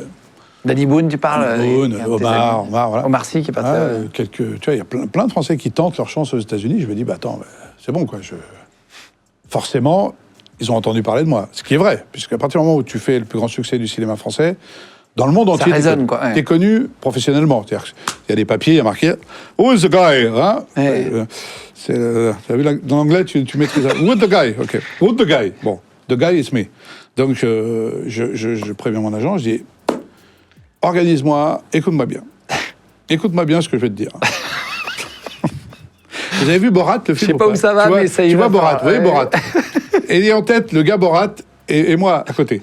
Donc, je dis à mon agent, qui est toujours mon agent d'ailleurs, Cécile Felsenberg, que j'ai beaucoup, qui est mon agent depuis très longtemps, à qui je dis, est-ce que tu peux m'organiser des rendez-vous pour trouver des agents, rencontrer des prods.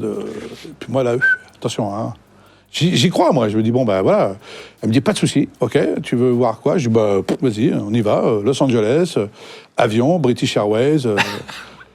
première classe, voilà. C'est vrai, tu vis ton rêve américain. Voilà, j'invite. Ouais, c'est moi voilà. C'est pour moi. C'est incroyable. Oui, parce que c'est vrai. Je tutoie les étoiles. La grâce. 20 millions d'entrées. Je suis là. Il y a pas au-dessus. Au-dessus, c'est Zidane. Tu vois ce que je veux dire? Donc. Et mon agent dit, pas de problème, OK. Alors, en 3 secondes, elle organise tous les studios. Hein, Spielberg, le studio de Sean Penn, d'ailleurs, Into the Wild, tout ça. Tous les grands studios indépendants, les gros studios. Et donc, on a des rendez-vous partout. On prend un chauffeur. Voilà, ça dure, je sais pas, 1 semaine. On dort au Château Marmont. Non, c'est vrai, ouais, c'est le plus bel hôtel. Je dors dans la chambre dans laquelle s'est suicidé John Belushi. Attention, ça va loin. Je ne savais pas, ça par contre on me l'a dit après. T'imagines? John Belushi, c'était un des duos des Blues Brothers. Je ne sais pas si tu vois les Blues Brothers. Il s'est suicidé. Dans cet hôtel. Il s'est suicidé ou il est mort d'overdose, pardon. Je ne sais pas si c'était un suicide. Il est mort dans ma chambre. Dans ma chambre. Donc bref. Tu te fais ton rêve américain. J'y suis, les gars, j'y vais. On arrive à l'aéroport, nanana, j'ai ma petite valise. Tout va très très bien. On arrive dans l'avion. Tout est prêt, elle me dit, voilà, on a rendez-vous demain avec machin, un machin ici. Tous les agents veulent me voir, tout le monde veut me voir. Donc tu as les accords? J'ai tout le monde. Donc là, tu te dis, ça y est, c'est fait. Aux États-Unis, c'est facile de rencontrer les gens, en fait, entre parenthèses. C'est plus facile, à partir du moment où tu vas leur proposer quelque chose, tu les rencontres. Après... Est-ce que ça se fait ou pas? Oui, voilà. Mais en tout cas, c'est facile. Et d'autant plus si tu es Cadmerade, et il y a marqué The Guy. Ouais. The Guy. C'est moi The Guy à ce moment-là. Tu vois ce que je veux dire? On arrive dans l'avion. Je m'installe dans l'avion, on a joué à côté de moi. Arrive une hôtesse et qui me parle en anglais. Et là, je la regarde et je dis à mon agent, qu'est-ce qu'elle m'a demandé? Elle me dit, mais Je parle pas l'anglais. Et là, l'avion, les portes se ferment. Non, je parle pas l'anglais. L'avion est parti.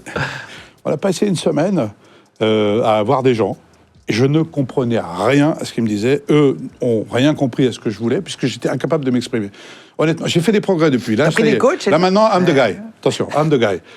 Ah, non, rien, j'ai pas pris de coach. Je me suis dit, ok, je peux parler anglais avec un Indien qui parle anglais. Je peux parler anglais avec un Espagnol qui parle anglais. Tu vois ce que je veux dire? Mais un Américain, quand il parle américain, Tu peux pas. tu comprends rien. Je comprends rien.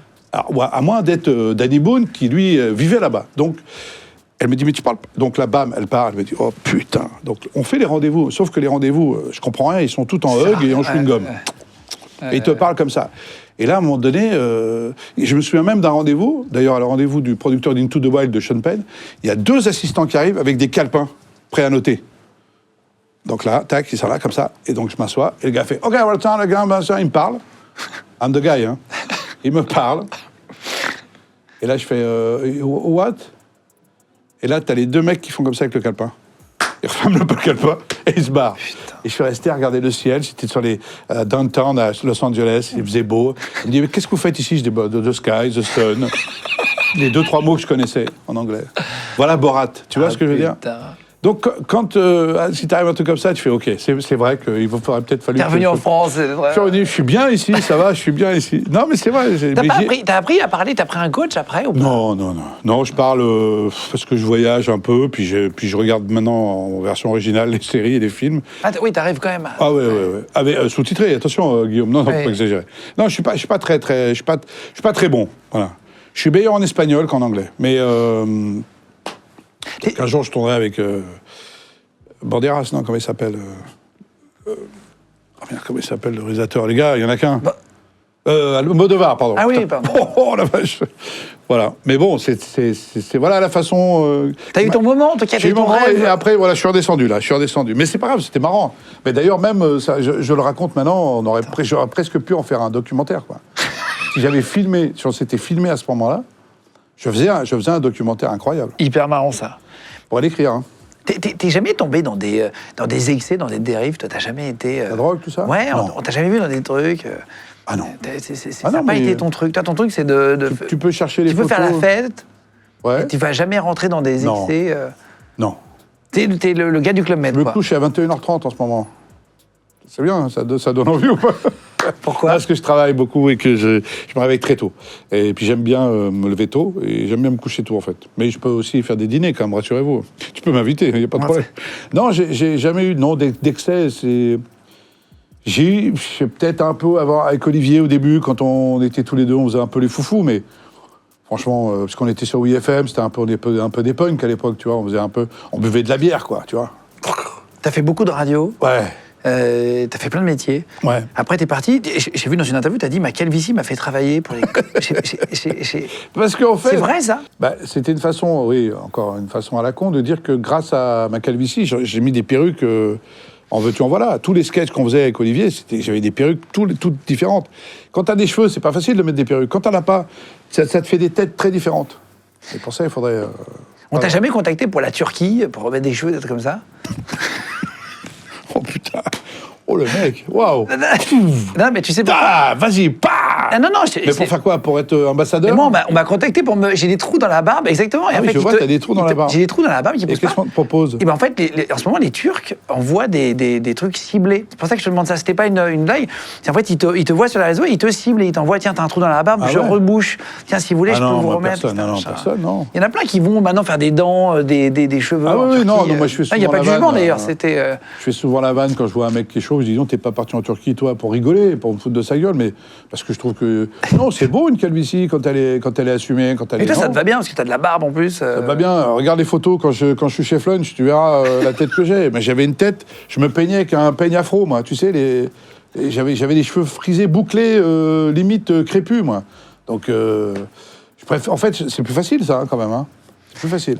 Dans le spectacle, L'âge bête, je vous mettrai le lien. Donc, si vous voulez, on peut déjà commander les places. Bien Oui, sûr, on peut. oui. D'accord. Ah oui, les locations sont ouvertes. Et ben donc, si vous voulez le prendre, donc ça sera en octobre, à partir d'octobre 2026. Je vous mettrai le lien dans la description de la vidéo YouTube. Vous n'avez plus qu'à cliquer sur le lien directement pour prendre les places. Et si vous nous écoutez en podcast audio, donc Spotify, Deezer, Apple Podcast, Amazon Podcast, dans la description, vous pouvez cliquer directement sur les liens pour commander vos places. Comme ça, on peut y aller en famille ou c'est plus pour adultes? Non, tout le monde peut y aller. Non, bah ouais, carrément. Ah non, non, il y a rien de... Non. C'est avec Michel Larocque. Michel Larocque. Non, c'est... Oui, je pense que c'est tout public, quoi. Oui, je pense. Alors, on verra, je sais pas. Moi, je pense que oui, tous les publics, même les jeunes, hein, tu sais, ça concerne tout le monde, puisque c'est l'âge bête, en fait. Donc, l'âge bête, c'est tout le temps. Hein. Sur le site, il y a marqué « Rebelles et libres », en parlant de vous. Ouais. Ils revendiquent leur amour pour le sexe, l'alcool et le foot. Ce sont les nouveaux soixantenaires. Oui, c'est ça, ouais. Ouais, c'est comme les jeunes d'aujourd'hui, quoi. On aime tout ce qui traîne. Tu t'inspires de ta vie quand tu écris un truc comme ça? Oui. Ah oui, c'est marrant, j'avais pas pensé à ça. Oui, on s'inspire de ce qu'on voit, peut-être chez les autres, peut-être plus que chez soi, parce que, encore une fois, vu la vie rangée que j'ai, c'est pas très marrant. Hein. Est-ce qu'à 60 ans, on a toujours envie de boire, de faire la fête? Moi, je suis très, très amateur de vin, j'ai pas peur de le dire. Hein. J'aime bien le vin. J'aime bien les vins de toutes les régions et de tous les pays même, parce qu'il m'arrive parfois au restaurant de regarder s'il n'y a pas des vins étrangers. Pour tester les pays, ouais. Ouais, j'aime bien, vin australien. Alors, c'est pas les meilleurs vins, mais c'est intéressant de voir comment j'ai même eu envie un jour de folie, encore une fois, comme les États-Unis, acheter des vignes. Waouh.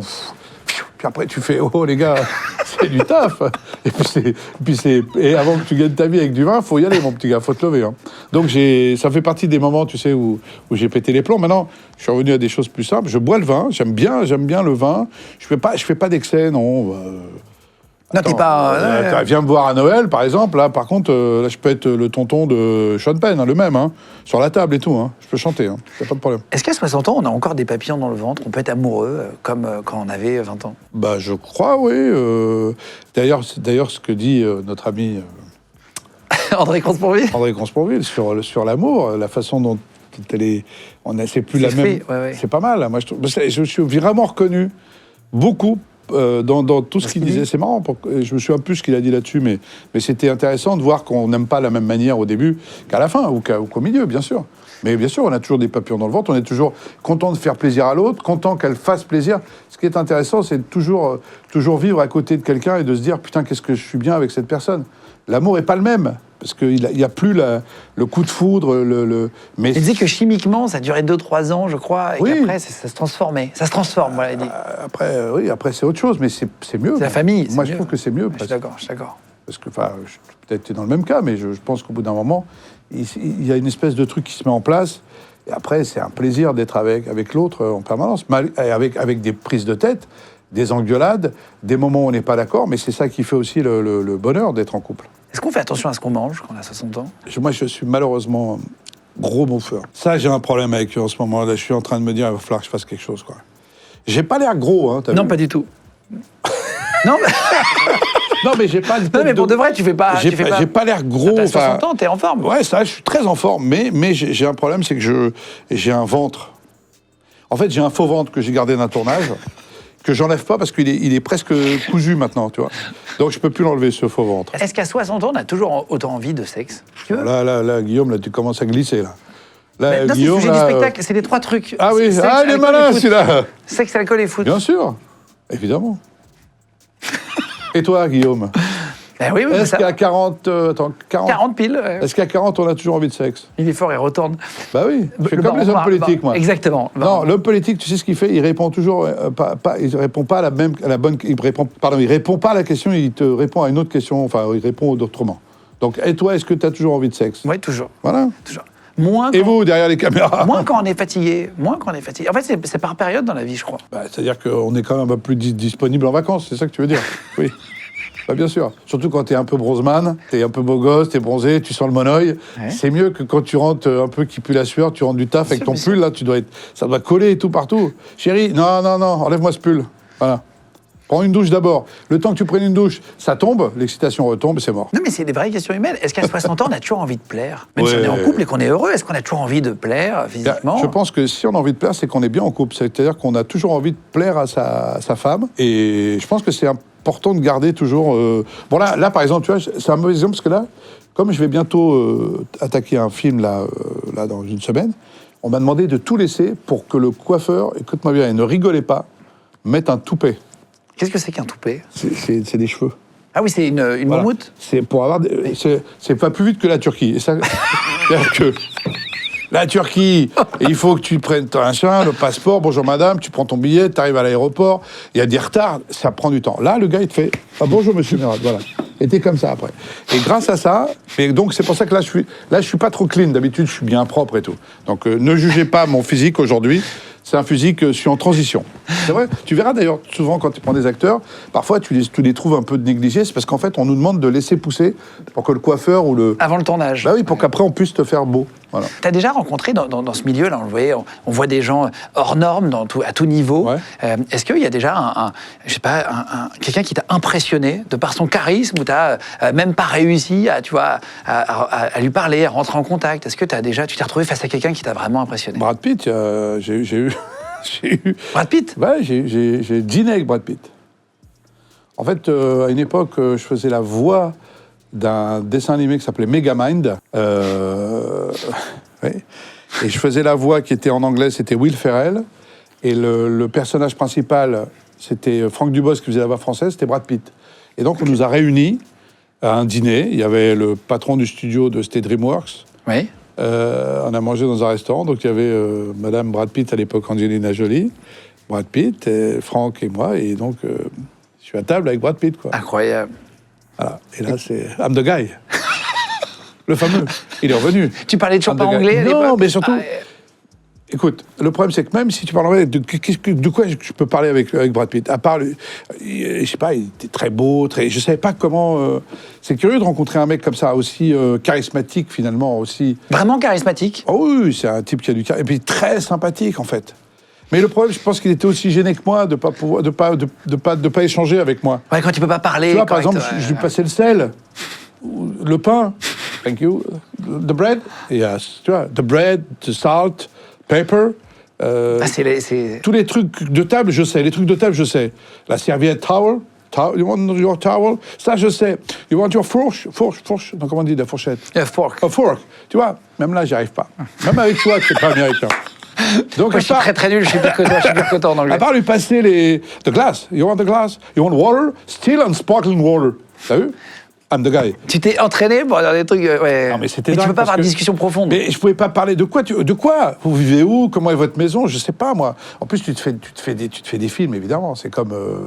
tu t'imagines tellement de trucs. Mais très sympathique, très sympathique. Mais un petit peu lisse, un peu brillant, presque. Ah, tu t'es dit, c'est pas... Presque une IA, presque, tellement il est beau. Il est beau, hein. Franchement, je on le voit connais en beauté. Non, mais... Je me connais en beauté. Et lui, il n'a pas de faux ventre. Zéro, lui. Pas un pet. Tu l'as vu dans son dernier film, là, quand il a la combinaison de pilote, là, tu fais, mais comment tu... Il a mon âge. Dans F1, le film F1. Il a mon âge. Ouais, il a ton âge, 61. Il a 60 piges, le mec. Et t'as bossé avec lui, après, t'as refait des trucs ou vous avez pas... Non. Ah si, j'ai pas bossé avec lui, mais par contre, encore une troisième humiliation, c'est-à-dire que Olivier, cet enfoiré d'Olivier, il a gardé le document. Putain, un jour, il va le ressortir. En fait, je reçois de mon agent une proposition d'audition pour son film World War Z.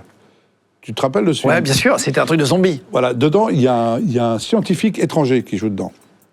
Qui n'a pas beaucoup de jours, mais qui a... Et on me dit... Pas beaucoup de jours de tournage. Ouais. Il cherche donc, comme je suis quand même un peu connu, un peu au-delà de nos frontières. The guy. I'm the guy. Donc on se dit, est-ce que the guy va pas faire... Et donc je fais une tape, ce qu'on appelle une tape, je fais des essais.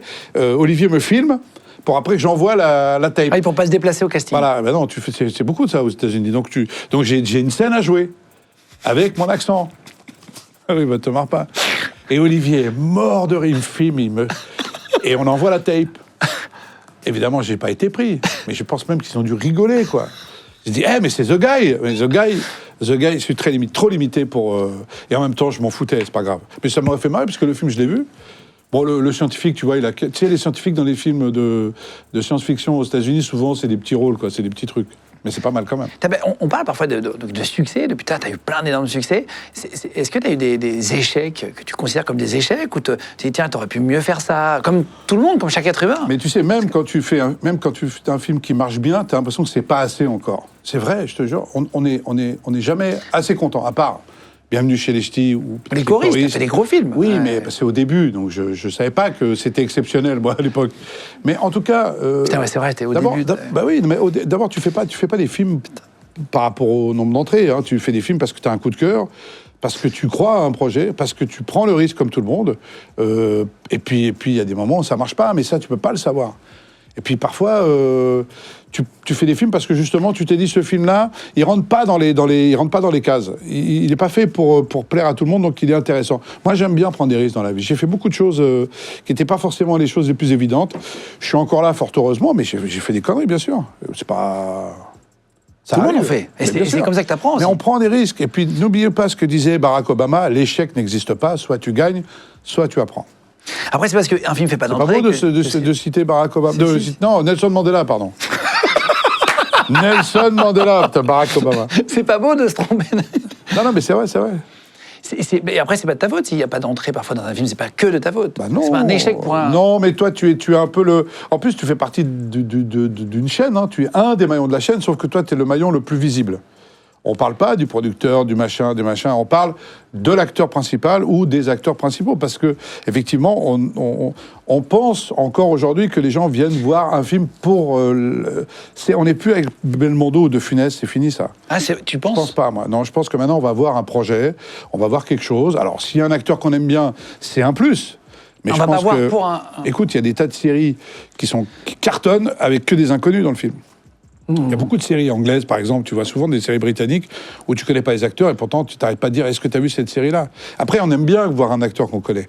Mais je crois pas, moi, c'est mon point de vue. Je crois pas qu'on va voir un acteur aujourd'hui au cinéma. On va voir un film, on va voir un projet. Peut-être un metteur en scène. Moi, je sais que j'aime bien aller voir le dernier Audiard, par exemple. Audiard, ça fait partie des gens... un réal que t'aimes bien. Ou Xavier Giannoli, ou des gens comme ça, parce que tu sais que... Tu trouves une patte, un Spielberg, même aux États-Unis, t'as dit. Voilà, par exemple. Mais l'acteur, tu sais, l'acteur, c'est un pion dans cet échiquier du spectacle. Toi, t'as eu le record absolu de cinéma français, et avec Papa Mobile... j'ai eu un record aussi, d'ailleurs. C'est un record ou pas? Non, je sais pas, non, pas du tout.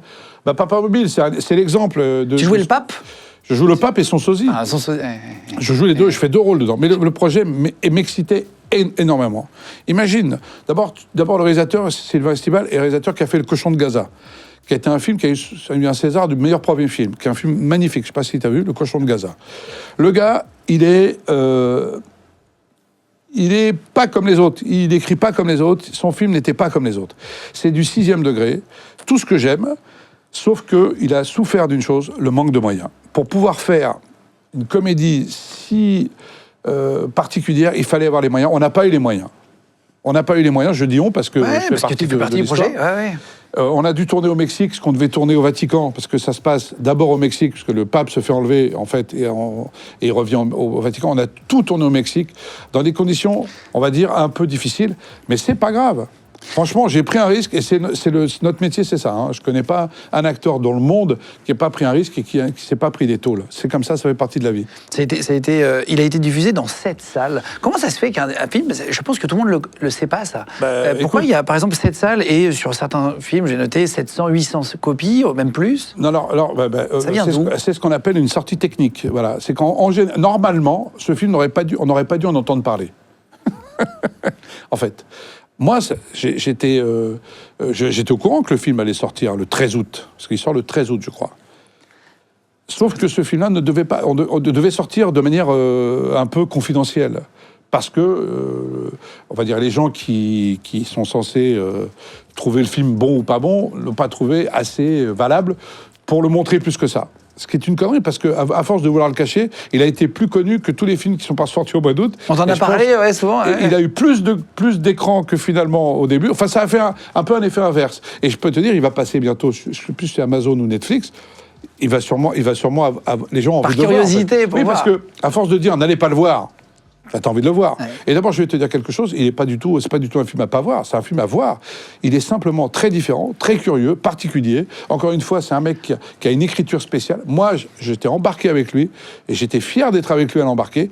Le résultat est peut-être pas à la hauteur de ce qu'on pouvait imaginer, mais ça aurait pu être aussi un énorme succès aussi, parce que, justement, très, très particulier. Voilà, c'est tout. C'est ça le cinéma aussi, je trouve. Il a fait 190 entrées à la première semaine et uniquement 7 salles. Donc, il ne pouvait pas faire. Oui, mais il a fait 7 salles au début, puis après, à force que tout le monde. Parce que c'était une espèce de buzz.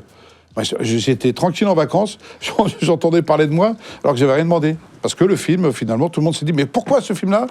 J'ai même vu des gens qui venaient aller voir le film plusieurs fois. Pour te dire à quel point ils ont aimé le film. Est-ce que quand on est comédien, comme toi, pour terminer, et tu as beaucoup de films à ton actif, est-ce que tu vas voir les commentaires sur les sites de cinéma, Est-ce qu'on regarde ça, ou au contraire, on se protège parce que ça sert à rien? Moi, je regarde plus jamais les critiques.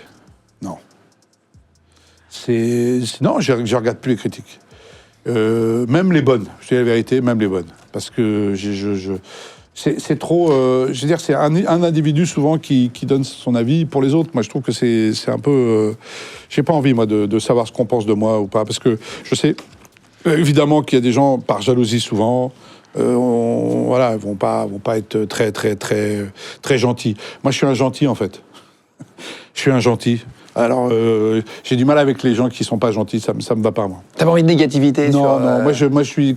À la fin, je suis comme dans les films, à la fin, c'est toujours le gentil qui gagne, tu sais, dans les westerns, à la fin. C'est ce que je dis tout le temps. Et en fait, moi, j'ai l'impression que c'est le monde qui me va, et les gens qui sont... les haters, comme on dit. Oui. Je peux pas, je peux pas rentrer là-dedans, quoi. À partir du moment où tu vas les lire, ça veut dire que tu rentres dans ce jeu-là. Ne les lis pas, c'est tout. Puis franchement, on va tous au même endroit, et on va tous finir. La lumière va s'éteindre. Clac, au revoir. Guillaume. Ah, il est pas là. Mais je partirai me touche la tête, du coup, à chaque fois que Guillaume, je partirai avant toi, je te le promets. On n'en sait rien, ça. Je te le promets. Regarde-moi bien dans les yeux. On n'en sait rien. I'm the guy. Remember that. T'as vu cet accent, franchement? Ouais, c'est vachement bien. Pourquoi je serais pas aux États-Unis? Tu sais qu'un est perdu, hein. Non, mais comment? Est-ce qu'il y a des coachs qui t'apprennent à avoir un accent parfait comme ça? Alors, si, je vous fais la promesse. I'm the guy. Si demain, on me propose un film, une série américaine, je vous promets, je prendrai un coach et je serai impeccable. Mais il faut que ça vaille le coup. Il faut que ça soit un joli rôle, bien et tout. Belle baraque à Los Angeles, à côté d'Omar Sy. On ira jouer au basket ensemble, tranquille. Mais voilà, il faut que ça vaille le coup. Là, je peux apprendre. Parce qu'en fait, c'est qu'une question. J'ai appris à jouer de la trompette. Question de volonté. Pour le louche. J'ai appris à jouer du violon. Pour Rachid Ami. J'ai appris à monter à cheval. Ce métier nous permet d'apprendre toutes les choses en accéléré. J'apprendrai en accéléré, parler anglais s'il le faut. Voilà, c'est dit, I'm the guy. I'm the fucking guy. Oui, monsieur. Je mets le lien pour commander les billets. Si vous voulez aller voir L'Âge Bête, du coup, le spectacle, c'est de octobre, à partir d'octobre prochain, mais pendant combien de temps? Il y a toutes les dates? Tous les zéniths de France, toutes les grandes capacités. On va commencer par les Folies Bergères à Paris. Après, on s'en va sur toutes les routes et on va rencontrer le public de toute la France. Et après, j'espère, Belgique, Suisse. T'as hâte? Ouais, à fond. J'adore la scène. Ça me manque. C'est vrai, ça me manque. Et là, je suis content de retourner sur scène. Et surtout avec Michel. On s'entend très, très bien avec Michel. Bon, on l'embrasse, Michel, s'il regarde l'émission. Je sais, parfois, il regarde. I'm the guy. On l'embrasse fort. En tout cas, voilà. Si vous nous écoutez un podcast audio, vous aurez pareil le lien pour commander des places. Merci beaucoup d'être venu. Je pourrais m'écouter dans la voiture. C'était un plaisir. Ben oui, tu vas t'écouter dans la voiture. Podcast. T'imagines le mec qui s'écoute dans la bagnole. Chérie, c'est toi, c'est moi qui parle. Ce qui serait drôle, c'est au feu rouge, si quelqu'un se met à côté de toi, qu'il entend ta voix et toi. On se retrouve tous les mercredis, vendredis, dimanches pour une interview ou un documentaire, les amis. Et puis voilà, merci de faire de Légende le premier podcast de France. Le coiffeur, Guillaume. Je vous embrasse fort. Ciao tout le monde.